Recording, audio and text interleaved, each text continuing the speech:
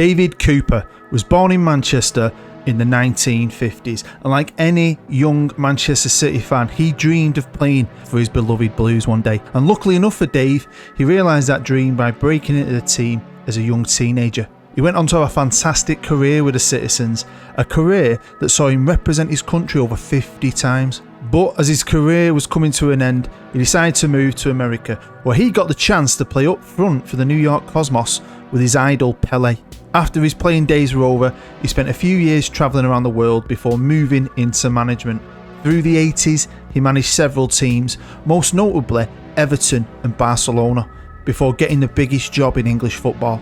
But after 2 short years where he failed to guide England to the World Cup, he was sacked. It wasn't long though until he was back in the dugout with West Ham United, where he would spend many years almost breaking into the top 4 and losing an FA Cup final. After the heartbreak of that cup final defeat, he decided to move into punditry, where he became a regular on Sky Sports Soccer Saturday. His wit and football knowledge gained him praise across the footballing world, and he was soon commentating on all the big games.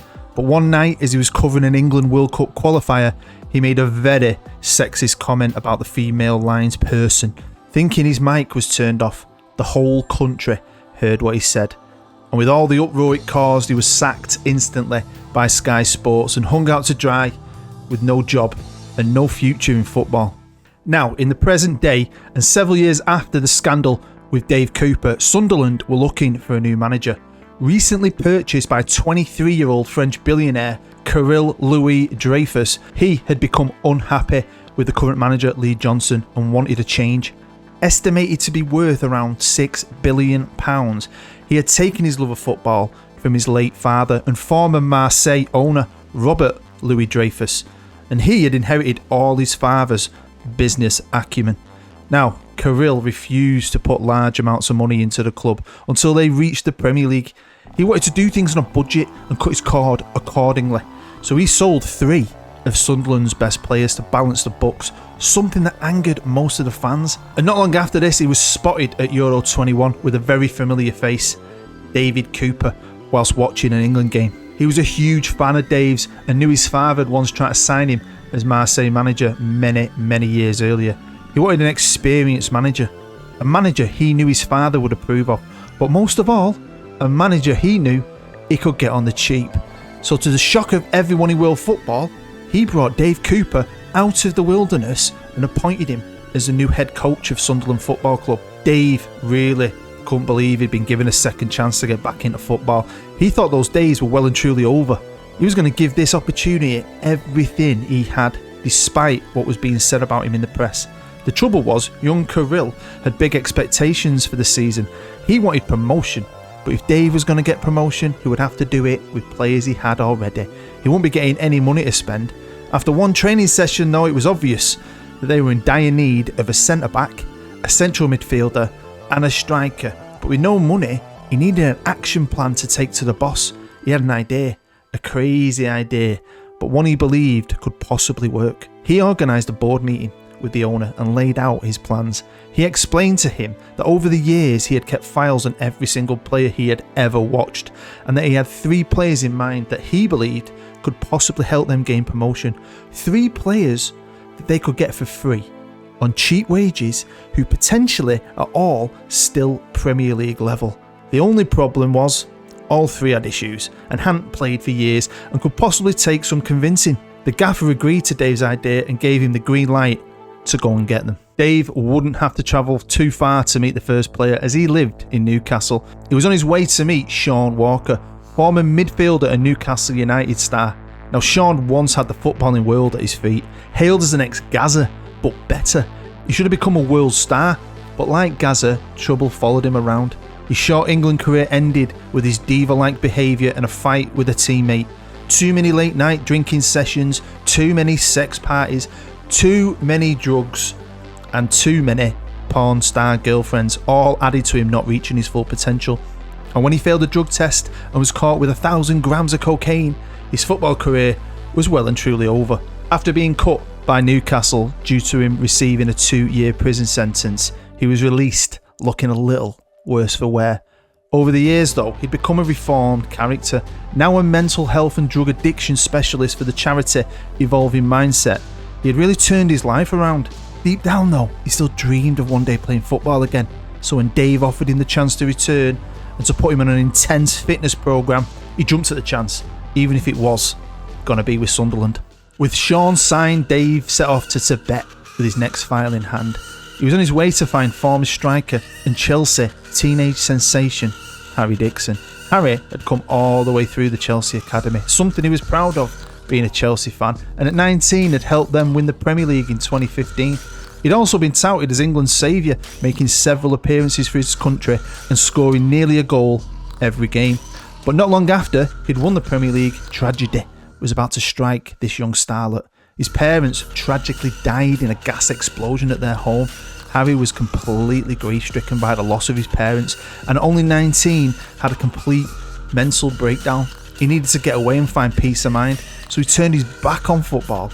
He donated all of his money to charity, and he began training as a Buddhist monk. He eventually moved to a temple in a remote part of Tibet, where he spent his days meditating and coming to terms with his grief. After a long train ride, Dave arrived at a small meditation shack on the side of a mountain where he found Harry Dixon.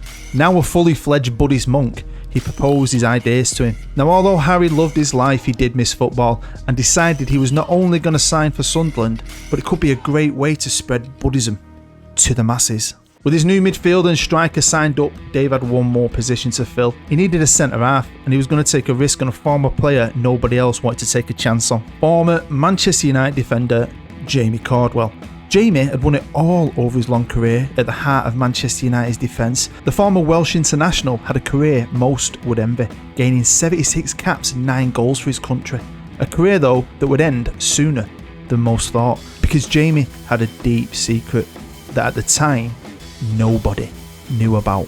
You see, he had always wanted to be a wrestler, and in the last few years had started to follow his dream and was wrestling on the independent circuit in his spare time behind Manchester United's backs as the masked heel Triple C.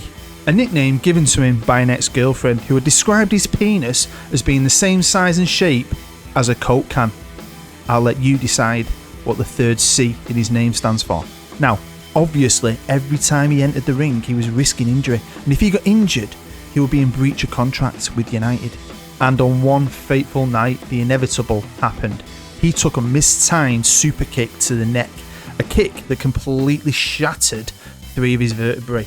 Once Man United found out, they tore up his contract, and even though his operation was a success, he could no longer wrestle, and no football club was willing to sign him with that much metal in his neck. That was until Dave Cooper showed up and gave the ageing defender one last chance. Now the Sunderland fans were in uproar. Not only did they have an old and shamed manager, they had an overweight former addict in midfield, a Buddhist monk up top, and a defender with a neck made out of glass at the back. But Dave was confident these boys not only still had the ability, but they could be the spine of a team that could get Sunderland back to the top. Each one was offered a 5-year contract on £5,000 a week, with no pay rises or bonuses included. A contract that stated they could not leave in those 5 years, but once the 5 years was up, they'd be free to stay or go as they please.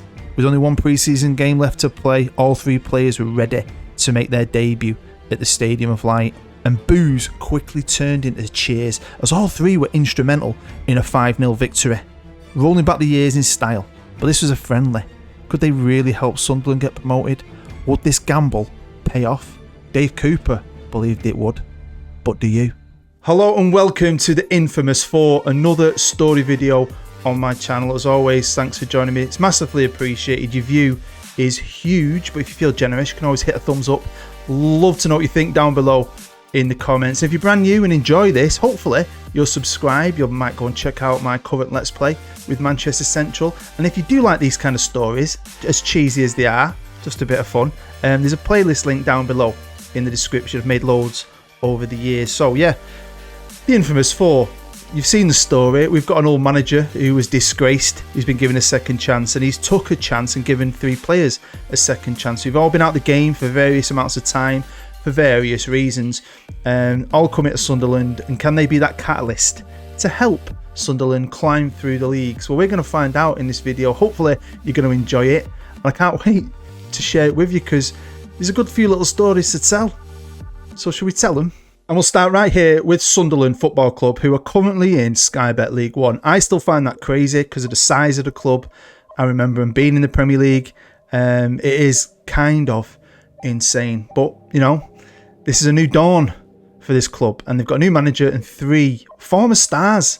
Now, unfortunately, I'm old enough to remember like the Kevin Phillip days and that bit of yo-yo time. But then look at that period they spent in the Premier League. It was a long, long time. But then it was a quick fall, and that happens to some teams, doesn't it? They get relegated, they get relegated again. I remember City doing it, Leeds doing it, you know, that quick fall, and they've never got back up. But can they? Well, to do that, they're going to be trusting in the old manager, 65-year-old David Cooper. Now, Everton manager in the 80s for ages. A few years at Barcelona, a couple of years off. Then he was England manager, couldn't get into the World Cup, got sacked. Then had a great stint at West Ham where he was a nearly team. Then after that was over, like you've seen, goes into punditry, and you know, it's happened to a few people, hasn't it? Old school guys getting caught on the microphone saying something silly, and his career's been over, and that was a good few years ago, so he's been forgotten about, but pulled out of the wilderness by this young French owner and given a chance, mainly because he's cheap. I mean, 20 grand a week is still pretty good.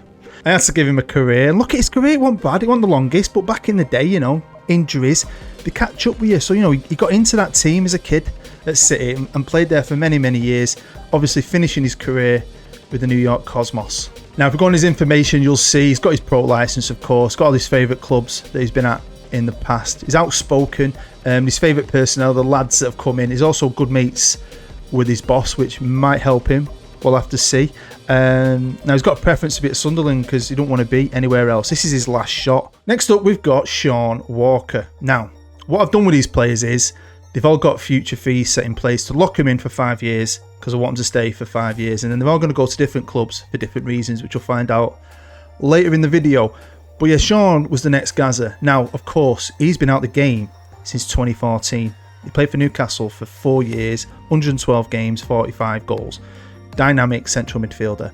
Now, his physicals aren't the best, but they're still pretty good. His mentals and technicals are all still there because he's got fit. He's lost that weight. He's a reformed character. He wants to help people, and he's hoping, you know, by doing this, he's going to help even more people. But he's going to be a fantastic player, I think, for Sunderland, especially in League One. Quick look at his history, you'll see, you know, he broke into that team, played a good 3 solid years. He had issues though. He had a fighting England team. I don't know if you noticed on the England squad, he was at the side. The rest of the team didn't even want to be in that picture with him. So, you know, his England career was short, full of controversy. And then his last season, he never really played too much because, you know, he went to prison. Now, I've not put Newcastle as his favourite club because I'm pretending that actually deep down he was a Sunderland fan all along. So if you're a Newcastle fan, don't get angry with me. But yeah, favourite personnel, the lads he's come up with, and the manager for giving him a second chance. Now also, I'll mention it while we're here, all of them are retired because some of them might have easily played for the countries again in game. I want them to be retired. I want to just concentrate on what they've got to do for Sunderland. That's it. Next up, we've got Harry Dixon, who's still only 25 years old. He's been out the game for what, 5-6 years or something. Obviously a little short career, very good career as a striker for Chelsea. Obviously tragedy happened. He's a Buddhist monk now. You can still be a Buddhist monk and play football, and he can still score freaking goals. He's young. You'll see he played 12 times for England, scored 10 goals, scored a bucket load for Chelsea, and he's still got everything in the bag there. He's going to be fantastic for Sunderland. Looking at his career, first season as a kid, you know, played a couple of games, scored a goal. Second season started to break into the team, but it was that last year when they won the Premier League breakout season. 33 goals in 38 games. Now he's reserved, he's quite quiet. Obviously he's a monk. He's not outspoken or anything, he's just going to get on with his job. Again, he just wants to play for Sunderland, but he is still a massive fan of Chelsea. Because he was a player, but he's also a Chelsea supporter. And he can speak Chinese. How cool's that? Last but not least, we've got Manchester United legend and Welsh international, former international, Jamie Cardwell. He's 30 years old. Right, 76 caps for his country, scored 9 goals. Cracking centre half. He's also got a cracking neck because his neck is absolutely buggered Now, he can't wrestle and he knows that, but he still feels it's strong enough and he's had the all clear to play football, but no club would take the chance on him. You know what I mean? One swift move and his neck will snap. They don't want to get in any trouble. So he's had to spend the last couple of years out of the game, which has been a massive shame for him. But, you know, he's 30, he's still got some good years left and he's contracted till he's 35 here. So will he be able to play for all those 5 years? I mean, look at the career he's had all the way back to 2006, which means he's won Champions Leagues, Premier Leagues, an FA Cup. He won the Europa League. That was the last trophy I think he won. And then that last season, he managed one game before he got his neck snapped. Of course, he loves United and Sunderland for giving him that chance. He is a bit more outspoken because he is a leader. He's going to be the new captain of Sunderland, most experienced player out of all of them, won the most trophies.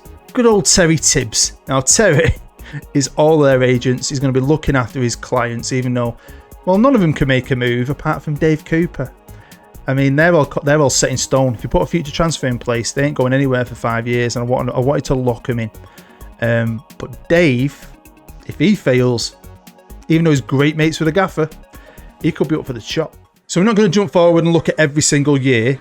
I've got different points we're going to jump in at, but we will look at the first season, get that first season out of the way, and look at that. Sunderland dominated that league, 103 points. Harry Dixon, leading goal scorer by a country mile. Sean Walker, best player.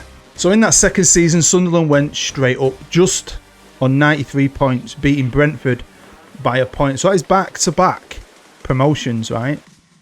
Now, I know I've given them 3 top players through the spine of the team, but that don't necessarily always mean success. But they've got success, which I think is brilliant.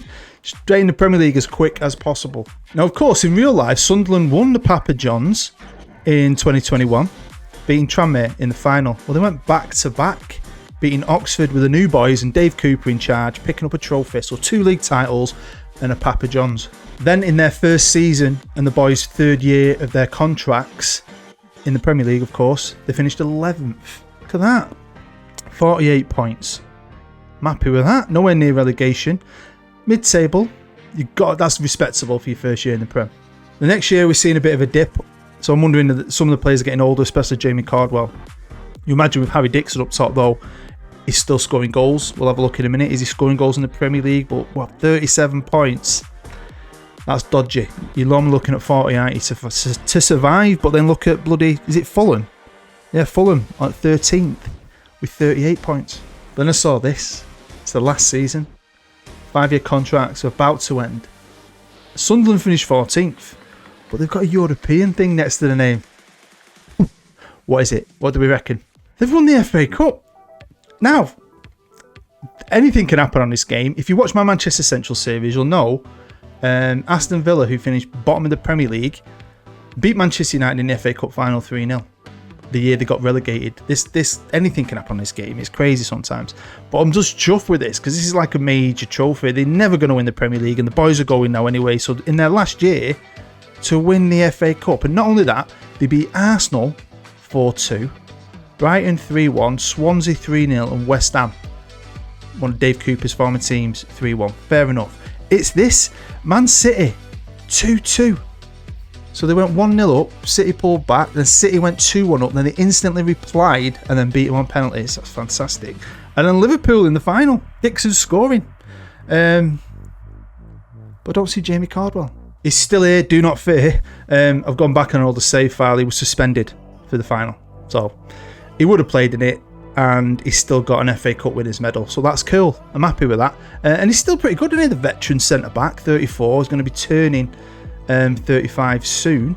Sean is still really good. Really good. Unpredictable attacking midfielder. He's very aggressive. Probably had a few good old red cards in his career, although I don't think he's got any this year. 33 years old. He still could play some good football. And Harry Dixon is class. I think he got better. He's 30. I mean, he retired from international football, but England are crying out for him, saying, please, win a World Cup with you, man. So let's go reverse-wise and look at what they got up to on them 5 years. And you'll see every year he was scoring goals. He's had a rough patch there. Still got a good average rating in his second year in the Premier League. But, you know, he's playing in a weaker team. If he was playing in a top team, I bet he'd be 30 goals a year still, easily. Of course, Shawnee, We've got old mate Sean Walker, dominated. Look how good he is in the Prem. And he's going to a non-league team. We'll see what happens with that though. And then Jamie's not let his neck hold him back, and I'm very happy with that because he was the oldest, but he still played. Not played as many games last few years. Maybe that is injuries, I don't know. But to get over a 7, I think is fantastic. But what about Coop Dog? Dave Cooper, Coop Doggy Dog, 70 years old, just won the FA Cup. Fantastic, and he's still here. I didn't think he would be. I thought something had happened. Managers tend to get binned off quite easily on this game, but he hasn't. And he's still got a year left on his contract. So is he going to stay even though the boys are all going? So we're now going to jump forward 1 year because 2 people are about to retire. So we're jumping in just before they do retire. And the first person to retire is David Cooper. Although right now he's still the manager. He's got Harry Maguire. I'm a Man United fan. That's a bit of a downgrade as a captain and a centre-half from Jamie Cardwell. So Sunderland managed, without him, to still finish 12th in the Premier League. And in the Europa League, they managed to get through the group in style. I mean, they'd love them 3. I'm gutted that they couldn't do it a little bit earlier just so those guys could be in Europe with him. That's can't always work out the way you want it though. Getting knocked out though by Borussia Dortmund in the second knockout round. But you know, at 71 years old, I think he's come back. He's put in 6 years into Sunderland. He's done fantastic. Even when he lost the 3 guys he brought in, he still did really well, I think. And he can be really proud. And now he's going to retire. But so does another player. Now, you might have noticed, I've not mentioned it, but Jamie Cardwell decided when his contract was up to sign for a local team near to him, FC United of Manchester. He knew he was getting old, but they said to him, you know, we just want you to play a few games here and there, and you can go back to wrestling on the independent circuit. Although now he's no longer a wrestler, he's getting on a bit, his neck is a bit knackered. He's going to be a manager. But let's take one final look at Jamie Cardwell, 35 years old. He played 1 year with FC United, managed 34 games to be fair, so he played a bit more than he agreed to. Unfortunately though, FC United got relegated from the Vanarama North, so we can't look at any actual stats. Now Sean Walker, when his 5 years was up, decided to sign for non-league Gateshead, mainly because he just wanted to take a little bit of a step back and concentrate on his work for the mental health charity Evolving Mindset. And with Sean in the heart of that midfield, Gateshead nearly got promoted out the Vanarama National League North. But something happened. Something happened with Sean Walker, and he decided, you know what, I've played my entire career in the North East for Newcastle, Sunderland and Gateshead. I'm still good enough for one last hurrah. And after his 1 year deal with Gateshead was up, he was picked up by Real Betis. So we went out to Spain. Now his physical's a turd.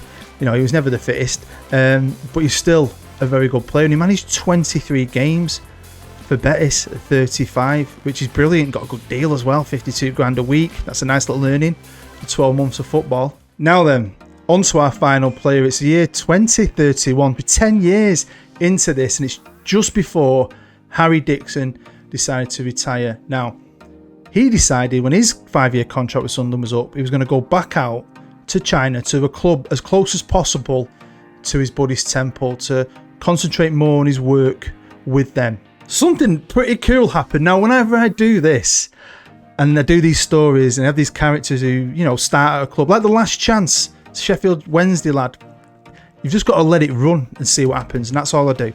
And you kind of want them to maybe go back to that club and finish their career there at the club they love, right? And it's finally freaking happened. So I'm buzzing with this. So Harry Dixon, he's 35. He's about to retire. But he didn't finish his career in China. Now, I don't know why, but they paid a fee. 27 grand, even though his contract finished. But they paid 27 grand for him.